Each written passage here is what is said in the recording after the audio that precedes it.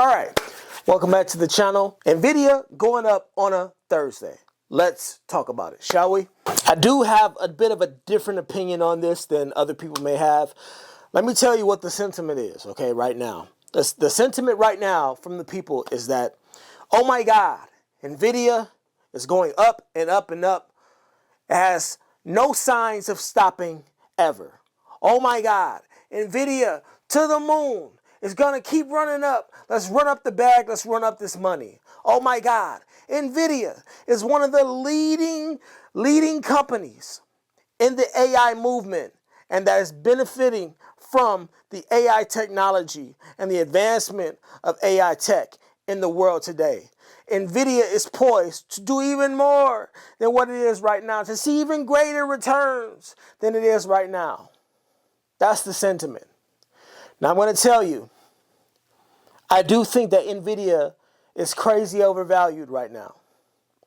I think Nvidia is valued at a price that we would see possibly 5 to 10 years from now. But that's my opinion. So what am I doing? What am I doing in response to the Nvidia run?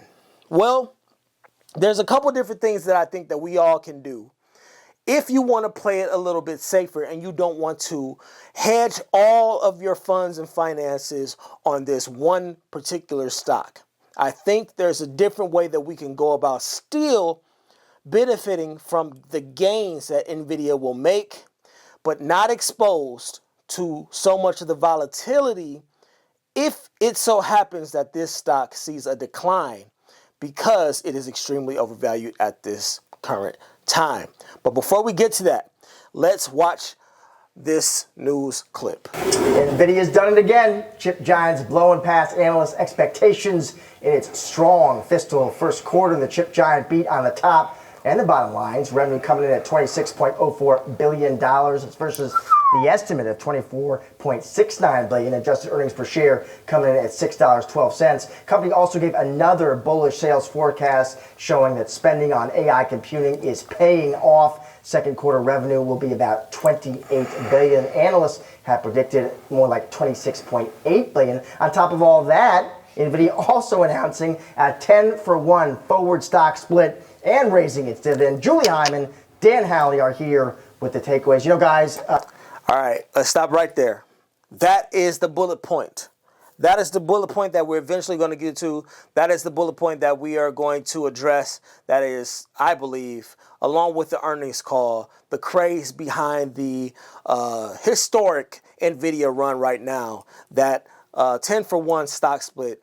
I want you all to be very careful about that stock split, all right? I want some of you who are not as seasoned as some of the other investors, I want you all to know that a 10-for-1 stock split is just that. It's just a stock split, all right? It's just smaller pieces of the pie divvied up and handed out and passed out, all right? It just means that, you know, the amount that you own right now isn't going to change. Okay, it's just that the amount that you own was cut up into smaller pieces and still fed to you. It's still the same portion that you had before. It's just cut up smaller. That's all this is. 10-for-1 stock split. However, to the unseasoned investor, it looks like Nvidia is at an affordable price, right?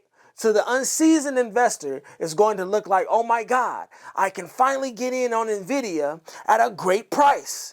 And that is the point of a stock split. But let's continue watching before I go off on my diatribe. You went into this print, and everybody was on the same side of the boat. 90% of analysts said to buy. You know, sometimes the herd can be right, Dan Howley.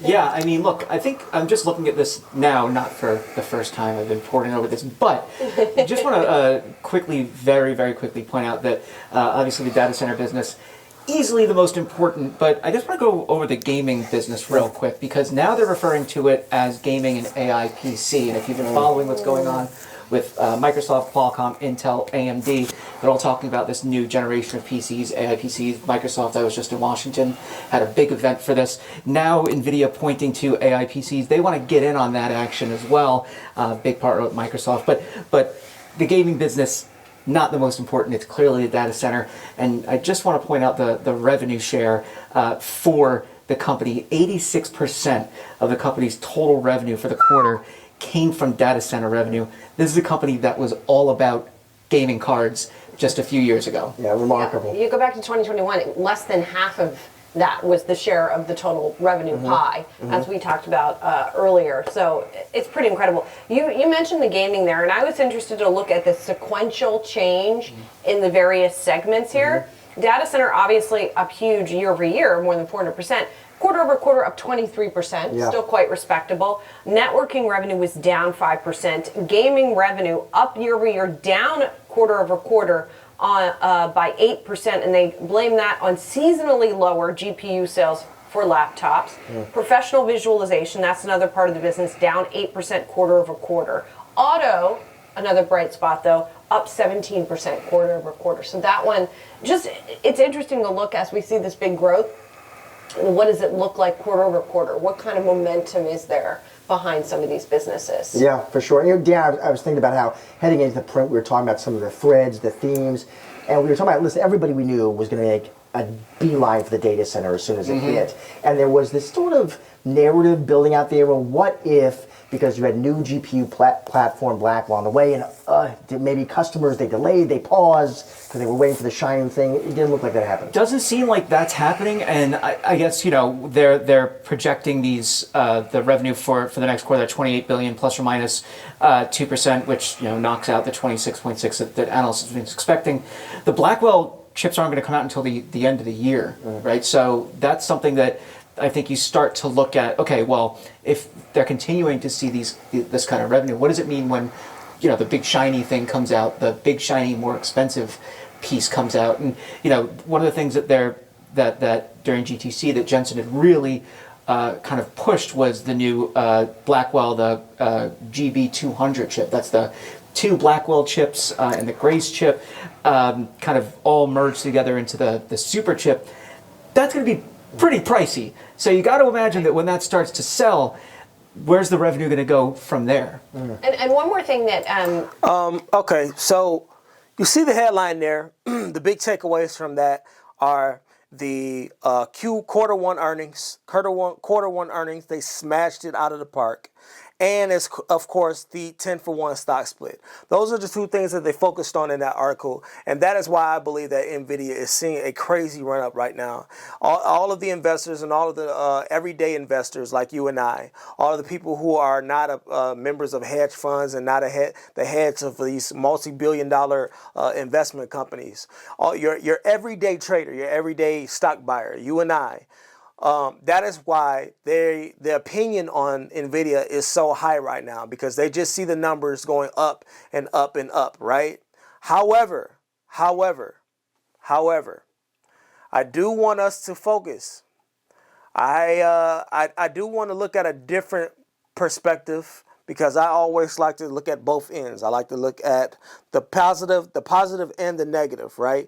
Because to me, again, art of war. You need to know both. You need to know what's going on over here. You also need to know what's going on the other side of the fence, right? So before we continue and before I get to the stock that I think could be the hedge for a stock like Nvidia and with less volatility, before we get to that, I want to show you one more video. Kind of want to know why you got into Nvidia in the first place. And then if you take a look at the reasons why you got out of it, and then why you wouldn't get back into it right now. Yeah, hi, Dom. Thanks for having me back. First of all, I look for stocks that I think are undervalued, and sometimes growth stocks can be undervalued. And in the summer of 2022, Nvidia was falling quite a bit, but I still felt that it was the leader in the chip area, and I thought the stock was very undervalued. So that's when I started buying it. And I kept buying it all the way down to, approximately, I think, 125 or so is where I got it at the lowest. But as you said, the stock has absolutely surged. And I started getting a little bit nervous, for a couple of reasons.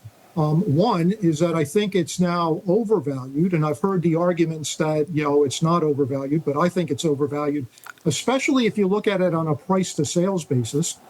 But also, I have fairly large positions in ETFs such as QQQ, SPY, and SMH. And NVIDIA is 26% of the SMH. So I decided I didn't need to own the stock individually anymore, and that's the main reason I sold it. All right, so it's a risk management and allocation decision. No doubt there. No one's going to blame you for that. But you got house money, so to speak, right now, Vahan. Where exactly would we roll that into? I mean, cash is still yielding 4 to 5% in savings accounts, even more so in certain parts of the Treasury market, money market funds. Do you stay there, or do you deploy elsewhere where there is value with the market still hovering near record highs? Actually, I'm doing a little bit of both. I mean, I do have a large position in Treasury bills, and I'm still rolling those over, primarily very short-term Treasury bills at well over 5%. And I'm happy to take that money with money that I'm not sure how to invest right now. But I'm also, as you said, looking more in the value area, especially dividend-paying stocks. And my latest big buy was Pfizer. Just a couple of days ago, I put some money into Pfizer because I think that it is a very undervalued stock. I think the stock has really sold off primarily because we've overcome our fears about COVID. But this is a company that has, 112 drugs currently in the pipeline, and I'm betting that at least a few of those are going to hit pretty big. And it's yielding, well over 6%, and I'm happy to take that yield. Does that? All right, look. So we can watch it. You can watch the rest of the video. I want to try to keep these videos short. I try to. I promise you, I'll try to keep them short. But listen, there's so many gems in this one video that he dropped. I watched this at least 3 times already. Okay, at least 2 or 3 times already I've seen this video. Right now will be the 3rd time, okay? Because there's so many gems that he dropped. One of the gems, which he was on the same wavelength that I'm on, which was, he came to the conclusion that, listen, I do not need to own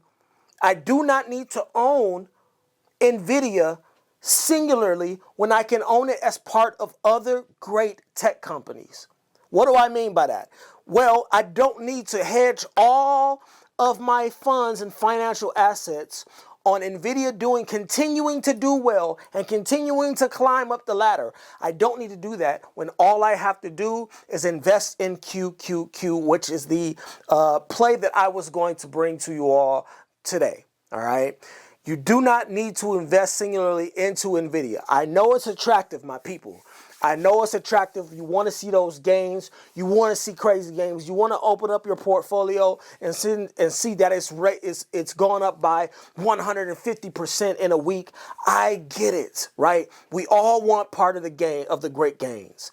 But what happens is that eventually a stock hits the wall. Eventually, that great jump that you're seeing does stop. It does trail off. And in some cases, it comes back down. It falls back down to a respectable area of where it is valued, where it is no longer overvalued, and it gets back to a valued price, right? So that is all I'm trying to spread here with this message is that, listen, there are multiple ways to skin the cat in the stock market, all right? With the birth of ETFs, you no longer have to own one stock, okay? You can own that stock as well as others in a basket of stocks. Why not own all of the tech companies that are doing well? And I think QQQ does a great job of that. He also mentioned another stock that I'm doing a video on coming up in a couple days, which is SMH, which is a semiconductor ETF.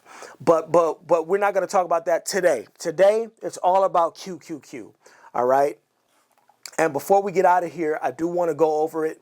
I'm going to bring it up on stockanalysis.com, of course. So you've got the QQQ brought up there. Right now, it's priced at $452. I know that price seems like a major difference between Nvidia and what it is right now with the 10-to-1 split. But listen, with fractional shares, we don't have to worry about that anymore, right? Well, I don't even pay attention to stock price anymore, honestly, in terms of whether I can afford it or not is what I mean. All right, don't take that literal. But I do want to just focus. Listen, on the max chart, up 785%. Okay, the QQQ is doing very well, up over 150% on the 5-year chart. 1-year chart up up over 36%. Now, the QQQ, as I told you, why not just own this? Listen, the top 10 holdings are in QQQ. Starting at the top is Microsoft with their biggest position. Then it's Apple, followed by Nvidia. Nvidia is number 3. It makes up the 3rd biggest position in their weighted portfolio. Followed by Amazon, then you got Broadcom, then you've got Meta, then you've got Google, then you've got Costco, and then you've got Tesla. So again, all of the tech giants are wrapped up inside of the QQQ, ladies and gentlemen. It's wrapped up right there. And I'm thinking much like he does. Me and him are on the same wavelength. That listen, I looked at this and said, listen, I want to be a part of the Nvidia run up as well. However, I don't want to hedge everything on one stock. So I can just own it inside of QQQ, which is what I am doing, all right? Now, I'm not telling you all to follow me. I'm just giving you a plethora of ways to invest into Nvidia without being exposed to possible future volatility, all right? But y'all let me know what y'all think down in the comments. As always, thank you for watching, and I will see you in the next episode. Later.